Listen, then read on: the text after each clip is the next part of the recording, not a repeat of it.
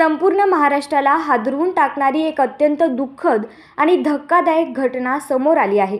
सोलापूरचे सुप्रसिद्ध neurosurgeon doctor Shirish Walsankar यांनी स्वतःच्या डोक्यात गोळी झाडून आत्महत्या केली। ही बातमी ऐकून त्यांचे रुग्ण, नातेवाईक, मित्र, सहकारी आणि संपूर्ण वैद्यकीय क्षेत्र सुन्न झाले आहे। डॉक्टर वळसंकर हे आपल्या क्षेत्रात एक मोठं नाव मानलं जात होतं।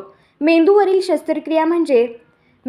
शस्त्रक्रिया म्हणजे अत्यंत गुंतागुंतीचं आणि जिकिरीचं काम, परंतु ते हे काम अतिशय कौशल्याने, शांतपणे आणि आत्मविश्वासाने करत असत।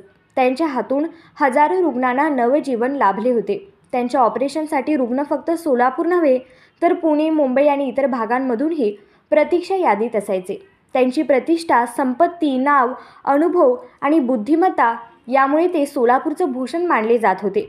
अशा एका यशस्वी आणि बुद्धिमान व्यक्तीनं आत्महत्यासारखा टोकाचा निर्णय घेणं हे अत्यंत क्लेशदायक आहे।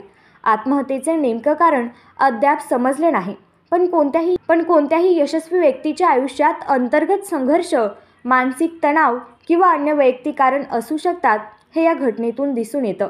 वैद्यकीय क्षेत्रात सततचा दबाव, जबाबदारी आणि यशाची अपेक्षा या सगळ्यांचा परिणाम अनेकदा मानसिक आरोग्यावर होतो। याची समाजाने आणि सिस्टीमनं दखल घेणं गरजेचं आहे। डॉक्टर वळसंकर यांच्या जाण्यानं केवळ एक डॉक्टर नाही तर एक प्रेरणास्थान, एक मार्गदर्शक आणि एक उत्तम माणूस हरपला आहे। त्यांच्या निधनानं वैद्यकीय क्षेत्रात मोठी पोकळी निर्माण झाली आहे।